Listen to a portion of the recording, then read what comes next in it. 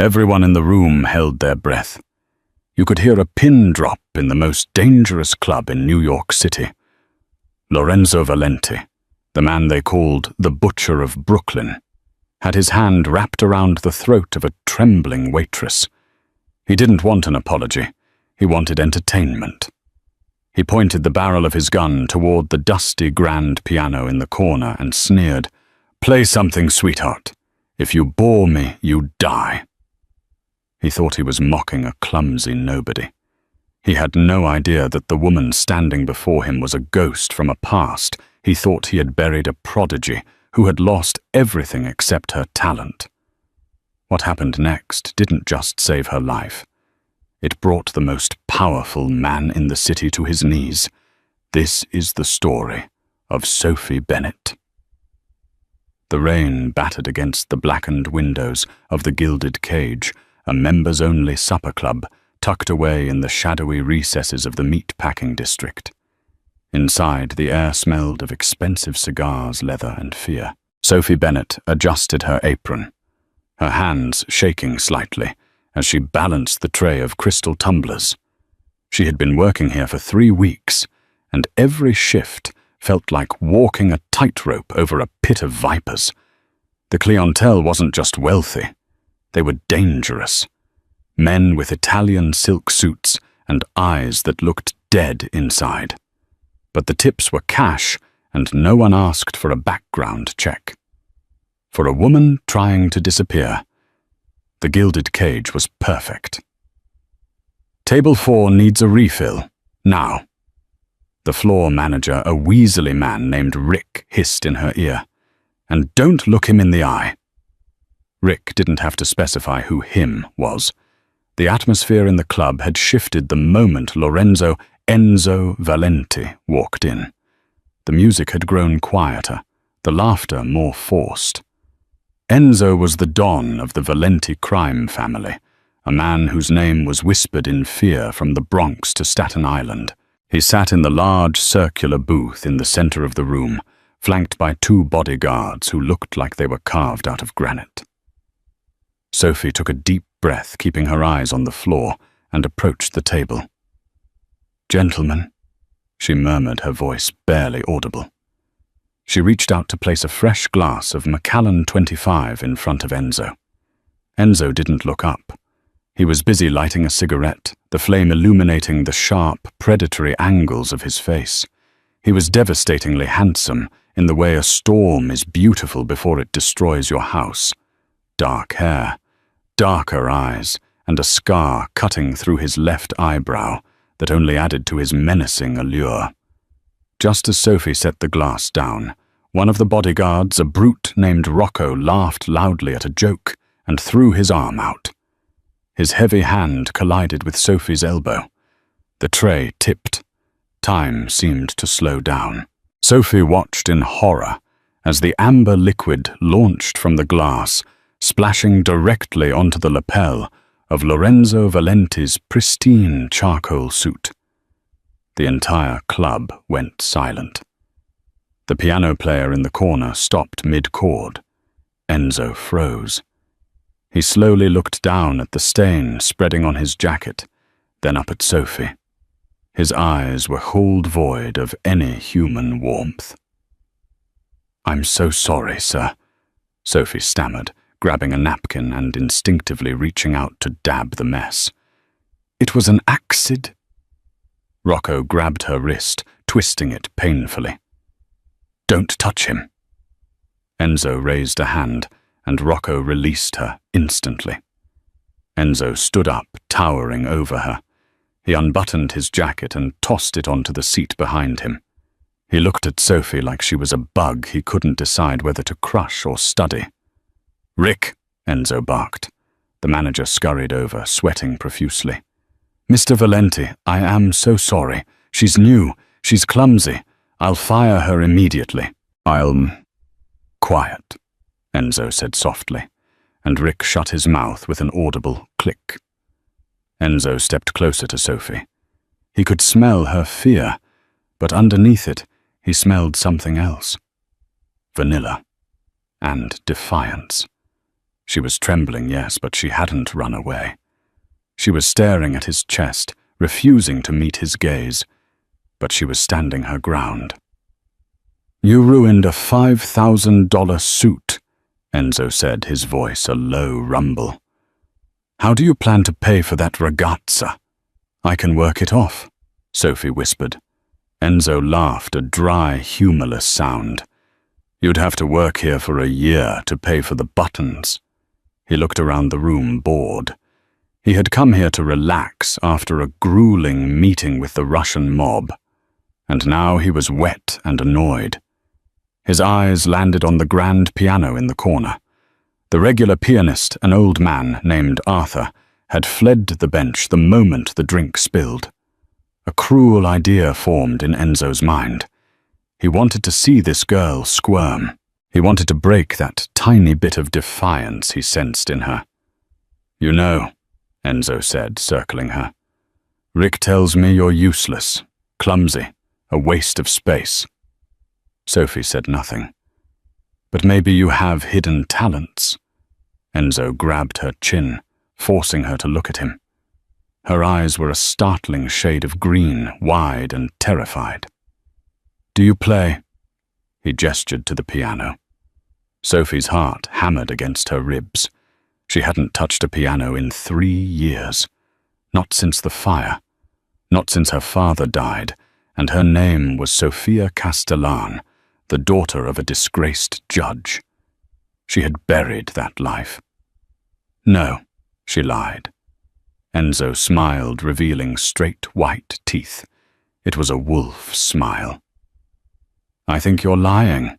You have long fingers. Pianist fingers." He pulled his gun from his holster, a sleek black Beretta, and placed it on the table with a heavy thud. The room gasped. "Here is the deal," Enzo announced, his voice carrying to every corner of the silent club. "You sit at that bench. You play me something worthy of my time. If you entertain me, I forget the suit. I might even tip you." He leaned in close, his lips brushing her ear. "But if you refuse, or if you play like a toddler, Rocco takes you out back and teaches you a lesson on respect. Do we understand each other?" Sophie looked at the gun, then at Rocco, who was cracking his knuckles. She looked at Rick, who turned away, refusing to help her. She had no choice. "I understand," she whispered. "Good." Enzo sat back down, crossing his legs and taking a sip of his drink. "Impress me." The walk to the piano felt like a march to the gallows. Sophie could feel the eyes of every heavy hitter in New York burning into her back. She could feel Enzo's gaze most of all, heavy, expectant mocking. She sat on the leather bench. It was still warm from the previous player. The keys grinned up at her black and white teeth, waiting to bite. "Don't do it," a voice in her head screamed. "If you play like you used to, he'll know. Someone might recognize the style. You're supposed to be Sophie Bennett, a high school dropout from Ohio. Not Sophia Castellan, the prodigy from Juilliard." But the image of Rocco's heavy fists flashed in her mind. She had to play. She just had to play well enough to survive, but not well enough to be remembered. She placed her hands on the keys. Her fingers trembled. "Today, sweetheart," Enzo shouted from the booth. "I'm losing patience." Sophie closed her eyes. She took a deep breath, inhaling the scent of old wood and polish. Instinct took over. Muscle memory dormant for 3 years woke up with a jolt. She didn't start with something simple. She couldn't. The fear, the anger, the grief of the last 3 years, it all came rushing to her fingertips.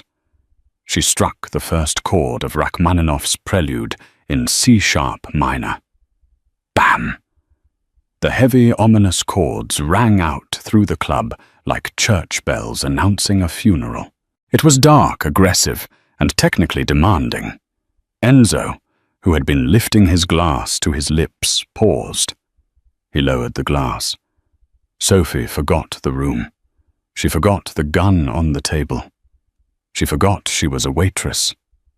She was back in the conservatory, pouring her soul into the instrument. Her fingers flew across the keys, a blur of motion. The middle section of the piece agitated, frantic, breathless, mirrored her own racing heart. She played with a violence that shocked everyone. This wasn't background music. This was a war cry. She leaned into the piano, her hair falling from its messy bun, cascading over her face. She attacked the keys, extracting every ounce of emotion from the instrument. At the table, Enzo Valenti sat motionless. He knew music. His mother had been an opera singer before the life swallowed her up. He knew that what he was hearing wasn't just good. It was world-class. It was the kind of talent that cost thousands of dollars an hour to witness in a concert hall. But it was more than the skill. It was the pain. He could hear a deep, agonizing sorrow in every note. It resonated with the darkness inside him. For the first time in years, something touched the cold, dead space in his chest where his heart used to be. He watched her hands. They were scarred rough from scrubbing tables and washing dishes, yet they moved with the grace of a swan. Who was she? Sophie hit the final thundering chords. The sound hung in the air, vibrating against the crystal glasses, before fading into absolute silence. For 10 seconds, no one moved. No one breathed. Sophie sat slumped over the keys, her chest heaving, sweat beading on her forehead. The reality of what she had done crashed down on her. She had exposed herself. She had shown them the one thing she had left. Slowly, the sound of a single person clapping broke the silence. Clap, clap, clap. Sophie turned. Enzo was standing. He wasn't smiling anymore. His expression was intense, unreadable. He walked toward the stage, ignoring his bodyguards who scrambled to follow. He stopped right next to the piano bench. Sophie looked up, terrified he was going to hit her, for being too loud, for being too much. Instead, Enzo reached out and tucked a strand of loose hair behind her ear. His fingers were hot against her cold skin. "That wasn't a waitress playing," Enzo said quietly, his voice devoid of the mockery he had used earlier. "Who are you?"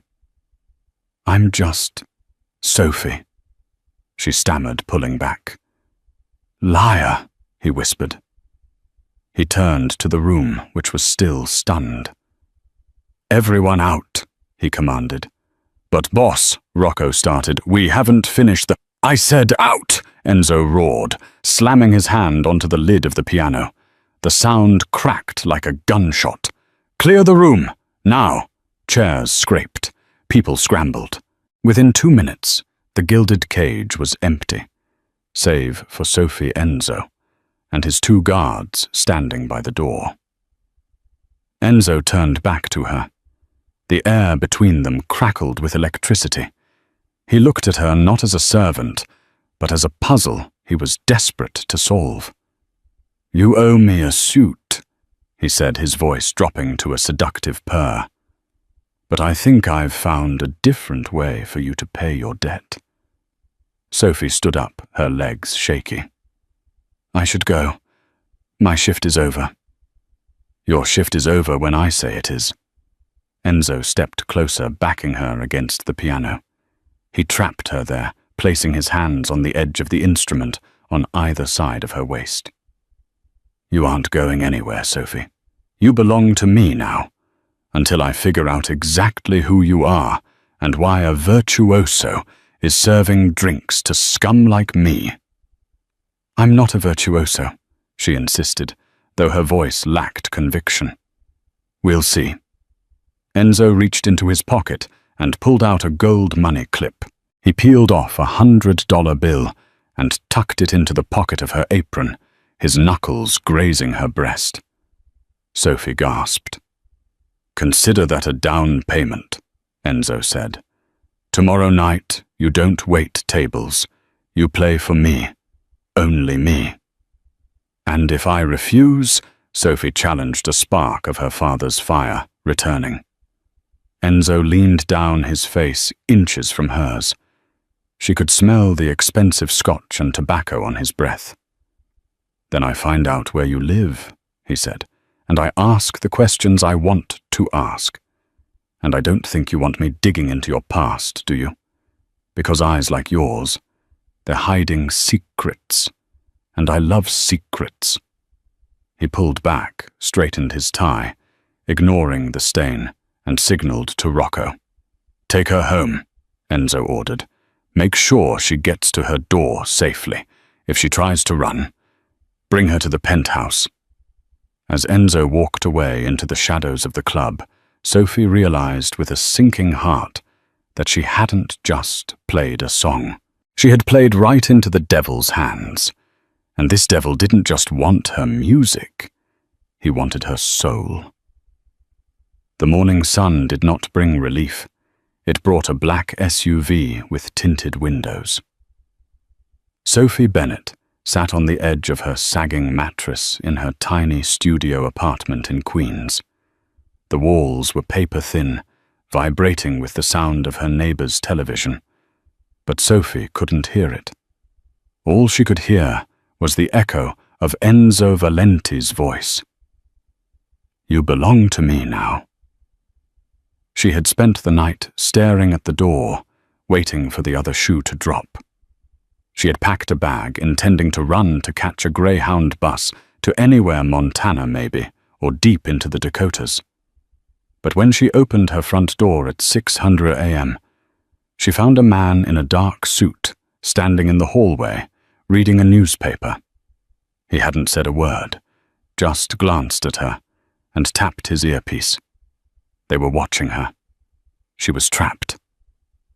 At 7:00 p.m. sharp, a knock rattled the door. It was Rocco. "Boss is waiting," the giant man grunted.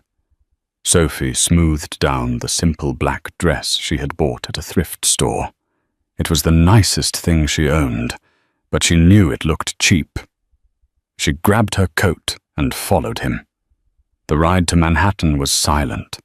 The city lights blurred past the window streaks of red and gold that felt like prison bars.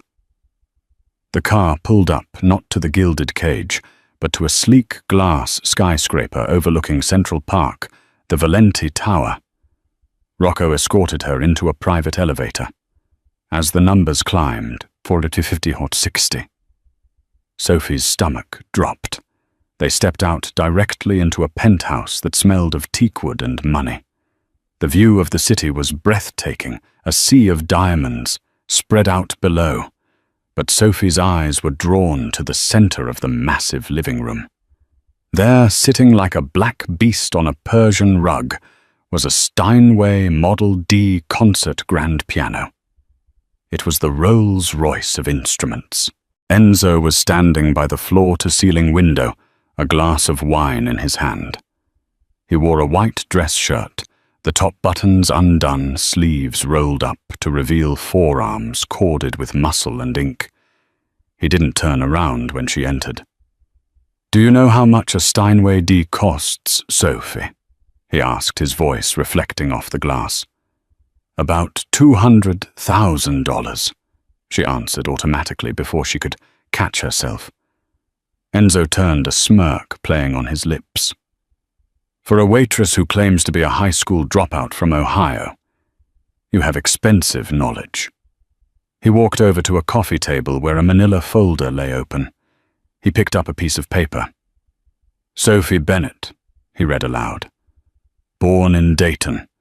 Parents died in a car crash in 2018. No siblings. Social security number issued surprisingly recently."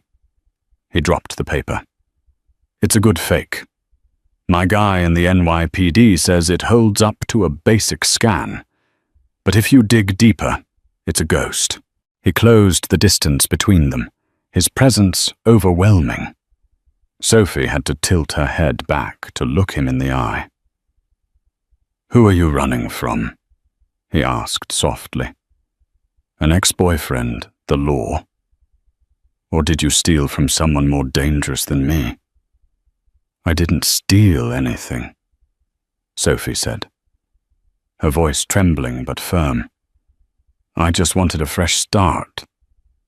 Is that a crime?" "In my world, secrets are currency, and right now you're in debt." Enzo gestured to the piano. "Play. I had this tuned this morning just for you. If you lie to me again about your talent, I'll have Rocco throw you off the balcony." He was testing her. He wanted to see if the night before was a fluke. Sophie walked to the piano. She sat on the plush bench. The keys were ivory cool and smooth. This instrument was a masterpiece. It begged to be played. Despite her fear, a spark of excitement ignited in her chest. She hadn't played a piano of this caliber since her final recital at Juilliard, before her father's trial destroyed everything. She began to play Beethoven's Moonlight Sonata, the third movement presto agitato. It was a storm of notes. Fast, furious, demanding absolute precision. Sophie let her anxiety pour into the music. She played for the fear of being found for the father she couldn't save, for the life she had to murder to survive. Her fingers flew a blur of motion, striking the keys with a power that seemed impossible for her slender frame. Enzo watched her from the sofa. He had expected her to be good, but this was transcendence. He saw the way her face contorted with emotion, the way she bit her lip as the tempo increased. She wasn't just playing notes. She was screaming in a language only he seemed to understand.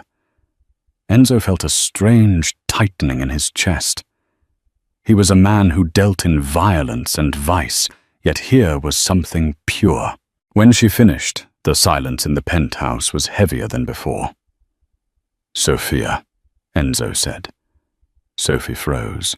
Her hands hovered over the keys. He had guessed her name, or half of it.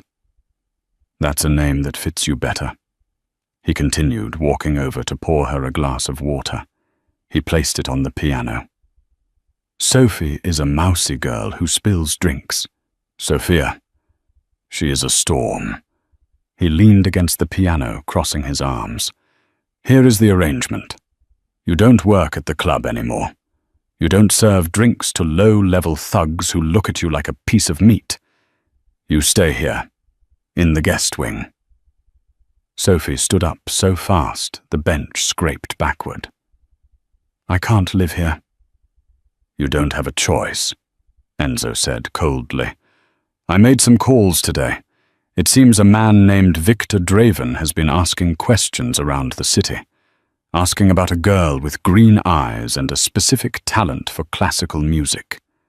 The blood drained from Sophie's face. Victor Draven, the man who had orchestrated the corruption charges against her father. The man who had sent the text message the night her father committed suicide in his cell. "We know about your daughter, Judge.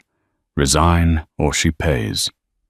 "You know Draven," she whispered. "I know everyone," Enzo replied. "Draven is a snake. He works for the Russians.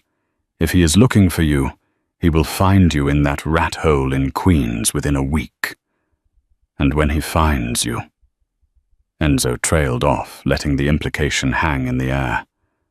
"Why would you help me?" Sophie asked, tears pricking her eyes. "I'm nothing to you." Enzo reached out his thumb, tracing the line of her jaw. His touch was rough, calloused, yet surprisingly gentle. "Because you have something I want," he murmured. "You have fire, and I'm bored of the ice in this city." He stepped back. "Rocco will bring your things. You are under my protection now, Sophia. But protection comes with a price. You play for me every night. and you tell me the truth. All of it." Sophie looked at the man who was essentially her jailer. He was dangerous, lethal, and terrifying. But outside these walls, Victor Draven was hunting her. She was trapped between a wolf and a snake. She chose the wolf. "My name," she said, her voice barely a whisper, "is Sophia Castellan." Enzo's eyes widened slightly. "Castellan, Judge Castellan's daughter." She nodded, a tear finally escaping. Enzo cursed softly in Italian. He knew the story. Everyone knew the story of the honest judge who had been framed and driven to suicide 3 years ago. The city had chewed him up. Enzo looked at her with a new expression. It wasn't just curiosity anymore. It was respect. "Well then, Sophia Castellan," Enzo said, raising his glass. "Welcome to the family. Let's see if we can keep you alive long enough to finish the concerto." 2 weeks had passed since Sophia moved into the Valenti penthouse. Her life had fallen into a bizarre, opulent rhythm. During the day, she was left alone in the sprawling apartment. She had access to a library filled with first editions, a kitchen stocked with gourmet food, and of course the Steinway. She practiced for hours, trying to drown out the anxiety that constantly hummed beneath her skin. At night, Enzo returned. Sometimes he was covered in bruises. Sometimes he smelled of gunpowder. But he always showered, changed, and sat with a glass of scotch to listen to her play. He rarely spoke during these sessions, but his gaze never left her. It was intimate in a way that made Sophia's skin prickle, not with fear, but with a confusing magnetic heat. She was learning that Enzo Valenti was a man of contradictions. He was ruthless to his enemies. She heard him ordering hits over the phone as casually as ordering pizza, but he treated her with a strange, possessive reverence. He never touched her without permission, never forced himself on her. He just watched and listened, as if her music was the only thing keeping his own demons at bay. Then came the invitation.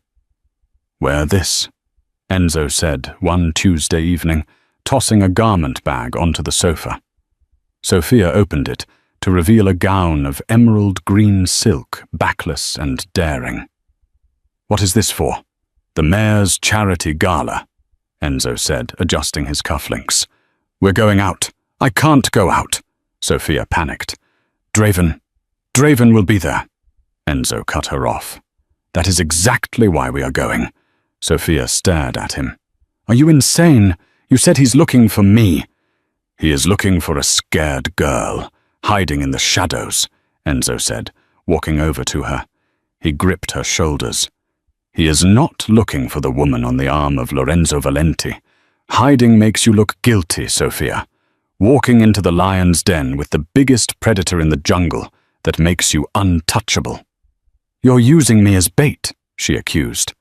"I'm using you to send a message," he corrected, "that you are mine. And what is mine, nobody touches."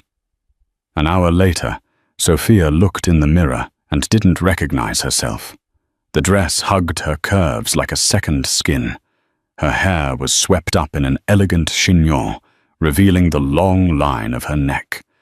Enzo had given her a necklace, a stunning string of diamonds and emeralds. "It belonged to my mother," he had said simply when he clasped it around her neck. The weight of it felt like a collar, but also like armor. They arrived at the Metropolitan Museum of Art where the gala was being held. The paparazzi flashbulbs blinded her as they stepped out of the limousine. Enzo placed a hand on the small of her back, guiding her through the chaos. His touch was firm, grounding. Inside the Temple of Dendur was transformed into a ballroom. The elite of New York were there, politicians, celebrities, and the crime bosses who pulled their strings. Sophia kept her head high, channeling the stage presence she had learned at the conservatory. She felt eyes on her instantly. Men stared with lust. Women stared with envy, but when they saw Enzo's cold glare, they quickly looked away. "Breathe," Enzo whispered in her ear. "You're doing fine." They circulated the room. Enzo introduced her simply as Sophia, offering no last name, which only fueled the mystery. She navigated the small talk, her heart pounding against her ribs. Then she saw him. Standing near the champagne fountain was Victor Draven. He looked exactly the same as he did in the nightmares, slicked-back grey hair, a face like a ferret, and eyes that held zero morality. He was laughing with the police commissioner. Sophia's breath hitched, her vision blurred. The sounds of the party, the clinking glasses, the string quartet faded into a high-pitched ringing. She felt the phantom sensation of her father's cold hand in hers at the morgue. Draven turned. His gaze swept over the crowd and landed on her. He frowned. He tilted his head, recognition flickering in his eyes. He took a step toward her. Sophia stumbled back, bumping into a waiter. A tray of flutes crashed to the floor. The noise silenced the nearby crowd. Draven was coming closer, his eyes locking onto hers like a radar. He knew. Suddenly, a wall of black fabric blocked her view. Enzo had stepped in front of her. "Victor!" Enzo said, his voice booming and jovial, though his eyes were deadly. "I didn't know they let rats into the museum. I thought they had exterminators for that." Draven stopped, his fake smile straining. "Lorenzo, always a pleasure. And who is your lovely companion?" "She looks familiar." Enzo didn't move an inch. He radiated a menace so palpable that the people around them took a step back. "She looks like the future Mrs. Valenti." Enzo lied smoothly, loud enough for the nearby gossip columnists to hear. A gasp rippled through the crowd. Sophia looked up at Enzo's broad back in shock. "Is that so?" Draven sneered, trying to look around Enzo to see Sophia. "I could have sworn she was the daughter of an old friend. A judge." Enzo stepped closer to Draven, invading his personal space. He lowered his voice, but Sophia heard every word. "Listen to me closely, Victor. If you look at her again, I will pluck your eyes out. If you say her name, I will cut out your tongue. She is with me. That means she is dead to your world. Do you understand?" Draven's smile faltered. He looked at Enzo's clenched fists, then at the Valenti soldiers who had quietly materialized from the shadows of the room. "I understand," Draven muttered. "My mistake. Just a resemblance." "Good," Enzo said. He turned back to Sophia, his face softening instantly. "Let's dance." He pulled her onto the dance floor before she could protest. The string quartet began a waltz. Enzo held her close, his hand warm on her waist. "You lied," Sophia whispered, her legs still trembling. "Mrs. Valenti?" "It was the only way to make him back off permanently," Enzo said, spinning her. "If you are my fiancé, you are untouchable by the laws of the Commission. Killing a wife starts a war. Killing a girlfriend is just business." "So it's just a tactic," she said. Feeling a strange pang of disappointment she couldn't explain. Enzo looked down at her. The lights of the gala reflected in his dark eyes. He pulled her slightly closer, so their bodies were pressed together. "I didn't say that," he murmured. For a moment, the danger, Draven, and the past faded away. There was just the music and the man who had saved her. But the moment was shattered when a man approached them on the dance floor. It was Luca Enzo's consigliere. He looked pale. "Enzo," Luca whispered urgently. "We have a problem. The police just raided the warehouse in the Bronx. Someone tipped them off about the shipment." Enzo stopped dancing. His face hardened into stone. "Who?" he demanded. "They say Luca glanced at Sophia nervously. They say the tip came from a payphone in Queens, 2 weeks ago, the day she disappeared from her apartment. Enzo slowly let go of Sophia. He looked at her, the warmth in his eyes instantly replaced by a glacial suspicion. Queens, Enzo repeated. Enzo, no. Sophia shook her head, realizing what was happening. I didn't. Get her into the car, Enzo ordered Luca, his voice devoid of emotion. Take her back to the penthouse. Lock her in the room. Enzo, please, it wasn't me, Sophia cried out as Luca grabbed her arm. Enzo turned his back on her, walking toward the exit to deal with his war. The fairy tale was over. The beast was back. The penthouse, once a sanctuary of music and unexpected warmth, had transformed into a cold, sterile prison. Enzo didn't return for 3 hours. When he finally walked through the double doors, the air temperature seemed to drop 10 degrees. He had removed his tuxedo jacket and tie. His white shirt was stained with fresh blood, not his own. His knuckles were raw. Sophia was sitting on the sofa, her hands clasped so tightly her knuckles were white. She stood up immediately when he entered. Enzo! She started, her voice shaking. You have to listen to me. Enzo ignored her. He walked straight to the bar, poured a glass of vodka, and downed it in one swallow. He slammed the glass down, shattering it.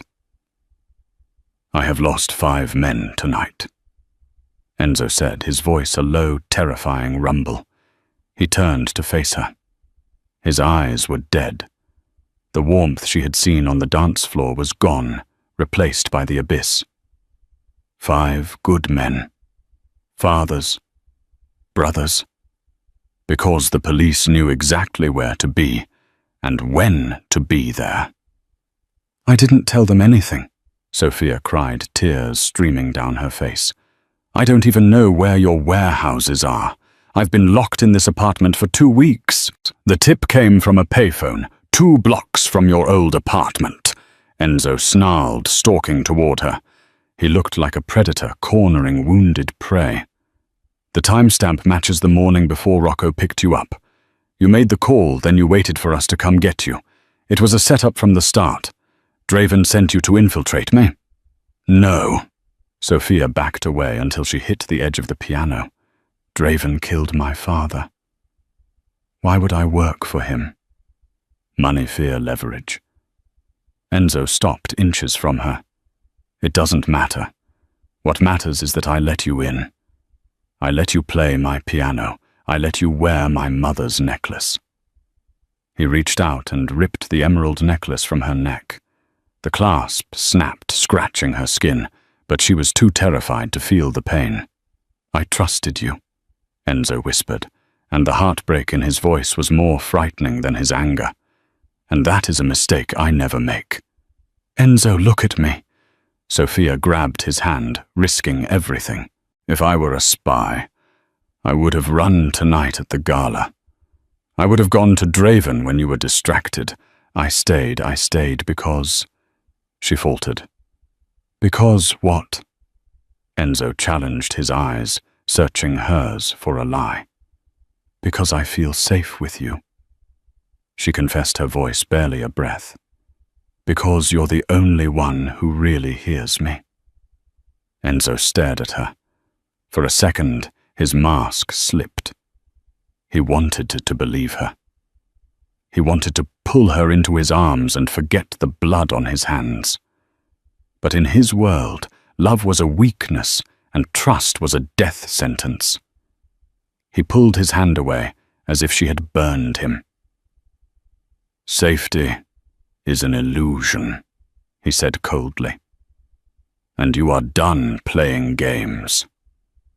He walked over to the Steinway. He grabbed the lid and slammed it shut with a deafening crash. He took a small gold key from his pocket, locked the fallboard over the keys, and then walked to the balcony door and threw the key out into the New York night. Sophia gasped a sound of pure physical pain. "No." "Silence," Enzo commanded. "You don't play anymore. You don't speak unless spoken to. You stay in this room until I decide what to do with you. If you try to leave the guards outside, we'll not be as gentle as Rocco." "You might as well kill me," Sophia sobbed, sinking to the floor. "Taking the music, that's killing me." "I know," Enzo said. He looked at her one last time, a flicker of regret warring with his rage. "That's why I did it." He turned and walked out, leaving her in the deafening silence of the penthouse. For the next 2 days, Sophia existed in a grey haze. She didn't eat. She didn't sleep. She sat by the locked piano, tracing the wood grain with her fingers, hearing the music in her head, but unable to release it. It was a psychological torture worse than any physical pain Enzo could have inflicted. She spent her time replaying the events, the payphone call, the timing. Who else knew? Who else could have set her up? It had to be someone on the inside. Someone who knew Enzo had found her. Someone who wanted to destroy Enzo's focus. On the 3rd night, a storm rolled over the city. Thunder shook the glass walls of the penthouse. The elevator dinged. Sophia looked up, expecting Enzo. But it wasn't Enzo. It was Luca, the consigliere. He walked in, smiling. But it wasn't the polite smile he usually wore. It was a sneer. He held a suppressed pistol in his hand. "Good evening, Miss Castellan," Luca said smoothly. "Pack your things. We're going for a ride." "Where is Enzo?" Sophia asked, standing up. A cold dread pooled in her stomach. "Enzo is currently on his way to a meeting at the docks, a peace summit I arranged with Draven." Luca chuckled. "He thinks he's going to negotiate for your life. He's going to walk into a slaughter." Sophia's eyes widened. The pieces clicked into place. "It was you," she whispered. "You made the call. You tipped the cops." "Very good," Luca applauded slowly. "I knew you were smart. Yes, it was me. You see, Enzo has gone soft. Ever since you showed up with your sad eyes and your piano, he's been distracted. He's not the butcher anymore. He's a lovesick puppy, and the Valenti family cannot be led by a puppy." He raised the gun. "Draven promised me the territory if I delivered Enzo's head. And you're the cherry on top. Draven still has plans for the judge's daughter." "He'll kill you," Sophia said, her voice finding strength in her anger. "Enzo will kill you." "Enzo will be dead in an hour," Luca snapped. "Now move." He grabbed her arm and dragged her toward the elevator. Sophia struggled, kicking and scratching, but Luca was stronger. He pistol-whipped her across the temple. Blackness swam in her vision. Her knees buckled. "Pathetic," Luca spat. He dragged her semi-conscious body into the elevator. As the doors closed, the only thing Sophia could think of was Enzo. He was walking into a trap because of her. She had to warn him. But as the darkness took her, the silence of the locked piano seemed to scream her name. The docks of Red Hook smelled of salt-rotting fish and impending violence. Enzo Valenti stepped out of his armored SUV. The rain lashed against his face, washing away the hair gel, making him look wilder, more dangerous. He was alone. He had told his men to hang back. This was a parley. He walked toward the designated warehouse 4B.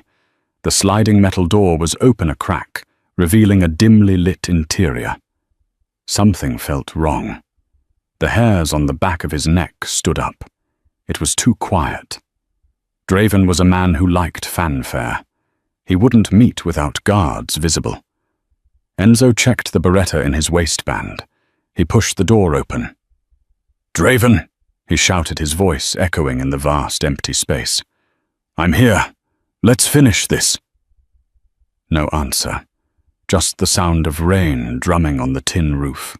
Enzo walked deeper into the warehouse. In the center of the room, sitting on a wooden crate, was a small portable speaker. It was playing music. Enzo stopped. He recognized the piece instantly. It was the recording of Sophia playing the Moonlight Sonata, the one he had secretly recorded on his phone the first night she was at the penthouse. His heart hammered against his ribs. "It's a trap!" He spun around, drawing his gun just as the floodlights blazed to life, blinding him. "Bravo!" a voice shouted from the catwalk above. Enzo squinted against the glare. Victor Draven was standing on the metal railing, looking down like a king in his castle. Beside him, tied to a chair with duct tape over her mouth, was Sophia. She was conscious. Her eye was swollen shut, blood trickling down her forehead. She was struggling against the ropes, her eyes screaming a warning at him. And standing next to Draven holding a remote detonator was Luca. "Luca!" Enzo said, his voice calm, though a volcano of rage erupted inside him. "I should have known. You always did have shifty eyes." "It's just business, Enzo," Luca shouted down. "You lost your edge. You let a woman compromise the family. I'm just correcting the course." "By selling us to the Russians," Enzo spat. "You think Draven will let you live? You're a traitor, Luca. Traitors don't get retirement plans." Draven laughed. "He has a point, Luca, but for now you are useful." Draven leaned over the railing. "Here is the situation, Valenti. You put your gun on the floor. You kick it away, and then my men will come down and beat you to death. If you resist, if you even twitch..." Luca presses this button, and the lovely Sophia becomes fireworks. She's sitting on about 10 pounds of C4. Enzo looked at Sophia. She was shaking her head frantically, muffling sounds behind the tape. "Don't do it," she was trying to say. "Run." But Enzo Valenti didn't run, and he certainly didn't leave what was his. He looked at Sophia. He locked eyes with her. In that moment, a silent communication passed between them. He needed her to trust him one last time. "Okay," Enzo shouted. "You win." He slowly bent down and placed his gun on the concrete floor. He kicked it away. It skittered across the room. "Smart boy," Draven sneered. He whistled. From the shadows of the shipping containers, 12 armed men emerged. They carried baseball bats, chains, and knives. They wanted to make it painful. Enzo stood in the center of the circle, his hands raised. "Come on then," Enzo growled. "Who wants to die first?" The first man lunged with a bat. Enzo ducked, weaving with a boxer's speed. He punched the man in the throat, crushing his windpipe. The man dropped. The chaos began. It was a massacre. Enzo was a whirlwind of violence. He used their own weapons against them. He broke arms, shattered knees. He fought not like a man, but like a demon possessed. He fought for the woman tied to the chair above him. Up on the catwalk, Luca watched in horror. "He's killing them all. Shoot him." "No," Draven ordered. "I want to watch him bleed." Sophia saw her chance. Luca was distracted watching the fight below. He had set the detonator remote on the railing to lean over. She couldn't use her hands, but she had her legs, and she had rhythm. She began to rock the chair. Back and forth. 1, 2, 3. 1, 2, 3. Like a metronome. Luca didn't notice. He was screaming at the men below. Enzo was tiring. He had taken a knife to the shoulder and a bat to the ribs. He was breathing heavy, surrounded by 6 men still standing. Sophia rocked harder. The chair legs lifted off the grate. With a final desperate lurch, she threw her body weight to the side. The chair tipped over. She crashed onto the metal grating floor of the catwalk. Her bound feet kicked out violently, aiming for the only thing that mattered. Her heel connected with Luca's shin. He yelped, stumbling. He reached out to steady himself, but his hand missed the railing. He flailed, hitting the remote detonator. Beep! But he didn't press the trigger. He knocked it off the railing. The remote fell. It tumbled through the air, down, down, down toward the concrete floor below. "No!" Draven screamed. Enzo saw the remote falling. He saw it landing near a puddle of water. If it shorted, or if the impact triggered the switch. Enzo didn't think. He acted. He grabbed the nearest thug, using him as a human shield, and rolled toward a stack of steel beams just as the remote hit the ground. Click. Silence. It didn't explode. The safety mechanism must have held, but the distraction was enough. Enzo pulled a backup piece, a small ankle revolver he never went without, and aimed upward. Bang! The bullet caught Luca right between the eyes. The traitor crumpled, falling over the railing and landing with a wet thud in the center of the warehouse. Draven stared at the dead body of his partner. He looked down at Enzo, who was now aiming the gun at him. "You missed," Draven snarled, pulling his own weapon. "I never miss," Enzo said. Draven looked confused. Then a massive metallic groan echoed through the warehouse. The bullet hadn't just killed Luca. It had severed the hydraulic line of the crane directly above the catwalk. A 2-ton shipping container suspended by the crane groaned and plummeted. Draven looked up just in time to scream. Crash! The container smashed into the catwalk, tearing the metal structure apart. Draven was crushed instantly, but Sophia was on the section of the catwalk that was now collapsing. "Enzo!" She screamed through her gag as the floor beneath her gave way. "Sophia!" Enzo roared. She fell. Enzo sprinted across the floor, ignoring the pain in his ribs, ignoring the remaining thugs who were fleeing in terror. She was falling 20 feet. Enzo slid on his knees, arms outstretched. It wasn't a graceful catch like in the movies. She hit him with the force of a wrecking ball. The impact drove the air from his lungs and cracked his head against the concrete. They sprawled together on the wet floor, tangled in ropes and chair legs. Dust and debris settled around them. For a long minute, neither of them moved. Then Enzo coughed. He groaned, rolling onto his side. He frantically ripped the tape off Sophia's mouth. "Sophia, Sophia, look at me." She gasped, her eyes fluttering open. She was bruised, battered, and terrified. But she was alive. "You came," she whispered, her voice broken. "You came for me." "I told you," Enzo wheezed, wiping blood from his eye. "You belong to me." He pulled a pocket knife and sliced her ropes. As soon as her hands were free, she threw her arms around his neck, burying her face in his blood-soaked shirt. She sobbed, her entire body shaking. Enzo held her tight, kissing the top of her head.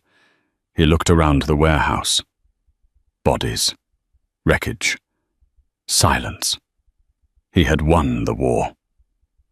But as he held the trembling pianist in his arms, he realized he had almost lost the only thing that made the victory matter. "Let's go home," Enzo whispered into her hair. "I think I need to find that key to the piano." The recovery was not a montage of romantic moments. It was a grueling, painful reality. Enzo Valenti spent 3 days in the ICU and another week in a private room at Mount Sinai Hospital. His ribs were taped, his shoulder stitched, and his concussion left him sensitive to light. But the physical pain was nothing compared to the guilt that gnawed at him. Every time he closed his eyes, he saw Sophia falling. Sophia miraculously had escaped with minor fractures and severe bruising. She refused to leave his bedside. She slept in the uncomfortable plastic chair, ate cafeteria food, and held his hand when the nightmares of the warehouse woke him up in a cold sweat. They didn't speak much about what had happened. The silence between them wasn't heavy anymore. It was the comfortable silence of 2 soldiers who had survived the same trench. When they finally returned to the penthouse, the atmosphere had changed. The winter sun streamed through the floor-to-ceiling windows, illuminating the dust motes dancing in the air. The apartment no longer felt like a cage. It felt like a fortress. Enzo walked slowly, leaning on a cane he hated, toward the center of the room. He stopped in front of the Steinway. The lid was still shut, the fallboard locked. The silence of the instrument was a reminder of his cruelty. "I need to call a locksmith," Enzo muttered, running a hand over the black lacquer. "I threw the key away. I was a monster that night." Sophia walked up behind him. She didn't touch him, but he could feel her warmth. "You were hurt," she said softly. "You thought I betrayed you." "I should have known better." Enzo turned to face her. His dark eyes were filled with a vulnerability that the world never saw. "I should have known that someone with your soul couldn't sell it for money. I let my fear make me deaf." He reached into his pocket and pulled out a small velvet box. Sophia's breath hitched. "Enzo." He opened it. Inside wasn't a diamond ring, but a small, shiny brass key. "I didn't throw it off the balcony." Enzo confessed, a sheepish half-smile touching his lips. "I threw a penny. I kept the key in my pocket the whole time. Because even when I hated you, I couldn't bear the thought of never hearing you play again." He handed her the key. "Open it. Please." Sophia took the key. Her fingers trembled as she inserted it into the lock. Click. She lifted the fallboard. The keys gleamed, welcoming her home. She sat down. She didn't play a storm this time. She played Debussy's Clair de Lune, soft, ethereal, and full of light. As the music filled the penthouse, washing away the memories of blood and gunpowder, Enzo sat on the floor beside the bench, closed his eyes, and finally let go of the war inside him. 6 months later.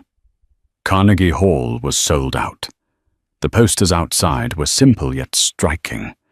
They featured a black and white photograph of a woman with intense eyes sitting at a piano. The text read, "The Return of Sophia Castellan." Backstage, the air was thick with hairspray and nervous energy. Sophia smoothed down her dress, a deep midnight blue velvet that shimmered under the lights. She looked at herself in the mirror. The girl who had waited tables at the gilded cage, terrified of her own shadow, was gone. In her place stood a woman who had walked through fire and come out holding the torch. "You look breathtaking," a voice came from the doorway. Enzo stood there. He looked different, too. The sharp, predatory edge was softened. He still wore the expensive suits, but he didn't look like a man hunting for a kill. He looked like a man at peace. "I'm nervous," Sophia admitted, turning to him. "What if they remember the scandal? What if they only see the judge's disgraced daughter?" Enzo walked over and took her hands. He kissed her knuckles one by one. "They won't see the past," he said firmly. "They will hear the future. I made sure of it." "You didn't threaten the critics, did you?" Sophia raised an eyebrow, half joking. "I didn't have to." Enzo grinned. I just bought the newspaper, but that's beside the point. He pulled her close. You are Sophia Castellan, but you are also the woman who brought the Valenti family to its knees without firing a single shot. You saved my life. You saved my soul. This stage, it's small compared to what you've already conquered. A stagehand knocked on the door. 5 minutes, Ms. Castellan. Enzo squeezed her hand. I'll be in the box. Front row. Center. I love you, Enzo, she whispered. I love you, il mio cuore, he replied, kissing her forehead. Sophia walked onto the stage. The applause was polite, curious. The audience was filled with New York's elite, many of whom had whispered about her father's suicide years ago. She sat at the piano. She adjusted the bench. She took a deep breath. She looked up at the private box on the right. Enzo was there, a silhouette in the darkness, watching over her. Her protector, her partner. Sophia smiled. She wasn't playing for the critics. She wasn't playing to clear her father's name. She was playing for the man who had forced her to play, to mock her, only to fall in love with the melody of her spirit.